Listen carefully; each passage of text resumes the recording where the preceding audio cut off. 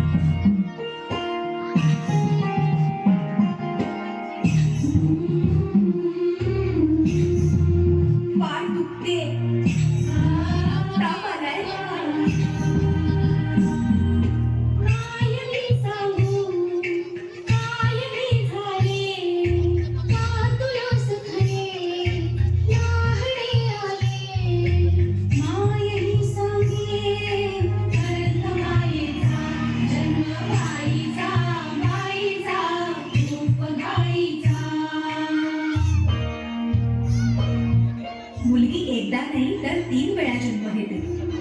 एकदा आईच्या पोटातून, एकदा ती आई होते तेव्हा. पण तिसरी आणि महत्वाची वेळ म्हणजे ती आई होण्यास सक्षम होते तेव्हा.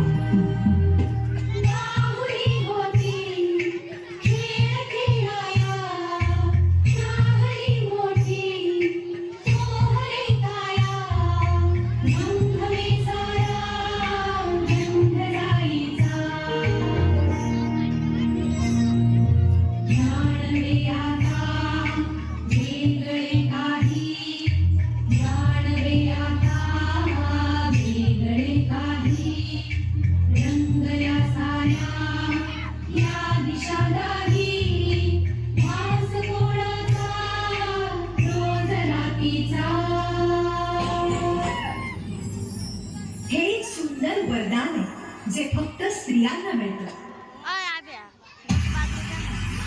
आई बाबा, मी शाळेत पहिली आहे. आई कुठे आहेस तू? आज आपल्या प्राचीला पाहायला पाहुणे मंडळी येणार आहेत ना, तयारीला लागा. अहो पण किती लहान आहे ती. आई माणसांना जेवढं सांगितलं जातं तेवढंच करावं. निघा. ऐकलंस ना बाबा काय म्हणाले? मी नाही जाणार तुम्हाला सोडून. समाजातल्या परंपरेला तुझी आई सुद्धा बदलू शकत नाही.